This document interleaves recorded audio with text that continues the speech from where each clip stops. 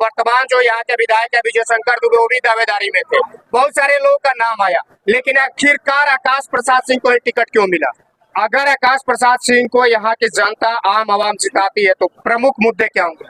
और वो बहुत बड़े हो चुके, 60-65 साल हो गए, इसलिए उनको रिटायर हो जाना चाहिए। और हर एक बुजुर्ग का फर्ज होता है कि युवाओं को प्रमोट करें, इसलिए वो भी हमको प्रमोट करें। आरोप लगता है कि आकाश बाबू बाहरी है, बाहर से आए हुए कैंडिडेट हैं। हम सब जगह जा रहे हैं, रोज सुबह निकल जाते हैं 8-9 बजे और 12 बजे रात तक हम लोग घूमने का काम करते हैं। वो विपक्ष है, उनका ये सब कहना काम है। करोड़ नौकरियां हर साल मिली, क्या 15 लाख सबको मिला?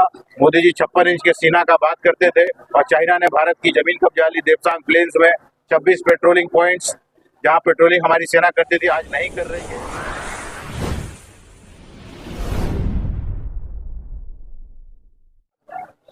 नमस्कार साथियों, बात करेंगे चुनावी सरगर्मी जिस तरह से बढ़ी हुई है और आज के समय में हर प्रत्याशी अपनी दावेदारी पेश कर रहे हैं। एक तरफ कहीं ना कहीं चुनाव का जो बिगुल बज चुका है, उसमें तरह तरह की बातें निकल के आ रही है। एक तरफ इंडिया है, दूसरी तरफ एनडीए है और इस दरमियान हमारे साथ महाराजगंज लोकसभा जो कि एक हॉट सीट बना हुआ है, यानी इसकी बात करें तो ये पूर्व में प्रधानमंत्री का जिला रह चुका है और लोकसभा रह चुका है।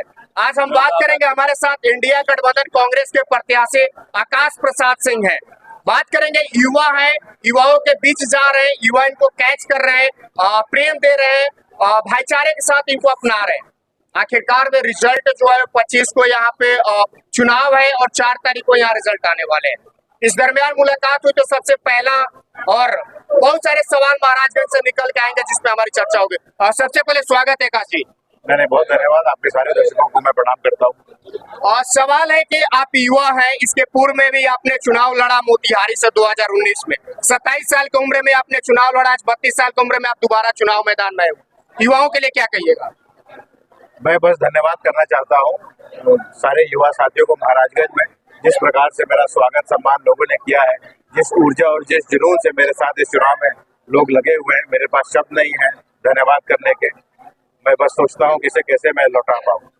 सवाल निकल के बहुत सारे खंडन की बात की जाती है। यहाँ पे वर्तमान जो यहाँ के विधायक है विजय शंकर दुबे, वो भी दावेदारी में थे।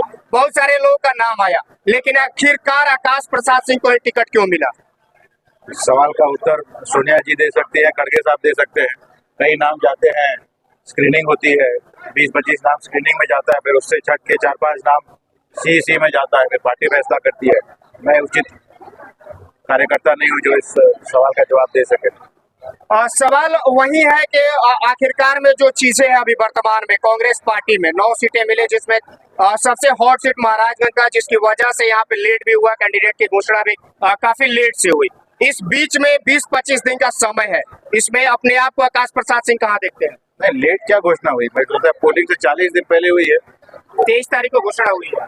ठीक है, तो समय है। नामांकन शुरू होने से पहले घोषणा हुई, वैसे ही होता है घोषणा, वैसा कोई लेट नहीं है। और यहाँ माहौल इंडिया अलायंस के फेवर में, कोई ऐसी बात नहीं है। अगर आकाश प्रसाद सिंह को यहाँ की जनता आम आवाम जिताती है तो प्रमुख मुद्दे क्या होंगे? यहाँ जो देश के मुद्दे हैं वही यहाँ के मुद्दे हैं। अपार बेरोजगारी, आसमान छूती हुई महंगाई, तानाशाही से लोग परेशान हैं। और बाकी लोकल स्तर पे यहाँ रोड का बहुत भारी समस्या है। रोड कहीं है ही नहीं, 80% रोड से यहाँ उबड़ खाबड़ है। यंगस्टर्स में MBBS कॉलेज का डिमांड है। शिक्षा व्यवस्था उतनी अच्छी नहीं है। क्राइम का भी यहाँ पे काफी असर है। एक कल्चर बना हुआ है बाहुबली और ये सब चीजों का, उन सब चीजों के खिलाफ हम यहाँ चुनाव लड़ रहे हैं। सिग्रीवाल जी कह रहे हैं कि अभी वो बच्चा है आकाश प्रसाद सिंह, और वो बहुत बड़े हो चुके, 60-65 साल हो गए, इसलिए उनको रिटायर हो जाना चाहिए।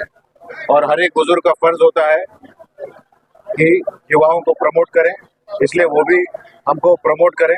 काम उन्होंने यहाँ कुछ किया नहीं है। मैं उनसे पूछना चाहता हूँ कि भाई आप बड़े बुजुर्ग हैं, भारत में भी आपकी सरकार, बिहार में भी आपकी सरकार, 10 साल आप सांसद, तो एक तो प्रोजेक्ट यहाँ दिखा दीजिए जिससे मेरे जैसे बच्चों को नौकरियां मिल जाए। आए दिन यहाँ पे जिस तरह से वर्तमान सांसद आए दिन हत्या होती रहती है, आए दिन यहाँ लूटमारी, चिंता, इस तरह तमाम घटनाएं होती रहती है। इस पे पाबंदी लगाने का जब सवाल किया जाता है तो कहते हैं कि हम यहाँ नहीं है, बाहर हैं। तो आकाश सिंह अगर जीतते हैं तो इन तमाम बिंदुओं पे उनका फोकस होगा? बिल्कुल होगा। क्यों नहीं फोकस होगा? मेरा जो भी पूंजी है, जो भी मेरा धन है, वो जनता है। मैं 32 साल का युवा हूँ। मेरी मेरी आने वाली जो राजनीतिक भविष्य है वो 40-45 साल का है। केजरीवाल जी जैसा 4-5 साल का भविष्य मेरा नहीं बचा। तो मुझे अपना भविष्य बनाना है। जो लोग मुझे समर्थन दे रहे हैं, प्रेम दे रहे हैं, ये बरकरार रहे और इससे बढ़े, इसके लिए मुझे काम करना पड़ेगा और मैं काम करूंगा। आरोप लगता है कि आकाश बाबू बाहरी है, बाहर से आए हुए कैंडिडेट हैं। बीजेपी के लोग जो ये आरोप लगाते हैं, सबसे पहले उनको जाना चाहिए अपने नेता श्री नरेंद्र मोदी के पास और कहना चाहिए कि आप बनारस से ना लड़े चुनाव। आपका बनारस में क्या, आप तो गुजरात के हैं। आकाश सिंह तो कम से कम बिहार के बेटा है और इस क्षेत्र से हमारा परिवार जुड़ा रहा है पिछले 25 सालों से। बात किया जाता है जो चुनावी मुद्दे हैं, आप क्षेत्र का भ्रमण कर रहे हैं, गांव की बात की जाती है, गांव जवार तक और जिले जो जगह है वहां तक कहा जा रहा है विपक्षी यानी कि एनडीए की तरफ से आकाश सिंह नहीं पहुंच पा रहे। हम सब जगह जा रहे हैं, रोज सुबह निकल जाते हैं 8-9 बजे और 12 बजे रात तक हम लोग घूमने का काम करते हैं। वो विपक्ष है, उनका ये सब कहना काम है। आप जनता से पूछिए कि भाई केजरीवाल आपके 10 साल सांसद है रहे, कहाँ कहाँ पहुंच पाए, कहाँ कहाँ गए। आप गाँव गवी में जाइए, वहाँ आम चर्चा है, खाली मार्केट घूमते हैं, गाँव कभी नहीं आते। अब छोड़ दीजिए, हमको जाना है आगे। अंत में क्या अपील करिएगा महाराज के आम आवाम से?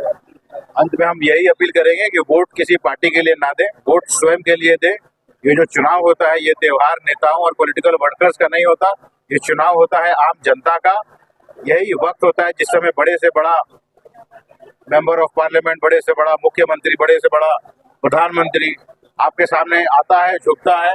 यही मौका होता है आपके पास कि आप अपनी आकांक्षाओं को व्यक्त कर सके और जो आपके अंदर गुस्सा है उसके खिलाफ आप वोट दे सके। तो वोट देने के पहले सोचिए कि मोदी जी ने क्या क्या वादे किए थे, क्या केजरीवाल जी ने क्या क्या वादे किए थे, क्या वो वादे पूरे हुए, क्या 2 करोड़ नौकरियां हर साल मिली, क्या 15 लाख सबको मिला। मोदी जी 56 इंच के सीना का बात करते थे और चाइना ने भारत की जमीन कब्जा ली। देवसांग प्लेन्स में 26 पेट्रोलिंग पॉइंट्स जहाँ पेट्रोलिंग हमारी सेना करती थी आज नहीं कर रही है। पैंगोंग लेक में फिंगर 4 से फिंगर 8 तक पेट्रोलिंग होती थी, अभी सिर्फ फिंगर 4 तक हो रही है। तो भाषण में 56 इंच का सीना, और जब चाइना कुछ करता है तो दुबक के अंदर घुस जाते हैं। यहाँ तक फॉरेन मिनिस्टर जयशंकर ने कह दिया कि चाइना हमसे बड़ी इकोनॉमी है इसलिए हम उससे नहीं लड़ सकते। इससे ज्यादा दुर्भाग्य और क्या हो सकता है? खुद ही उनका कैबिनेट मिनिस्टर ऐसा कह रहा है। ये थे हमारे साथ आकाश प्रसाद सिंह जो कि कांग्रेस के यानी महागठबंधन के प्रत्याशी है।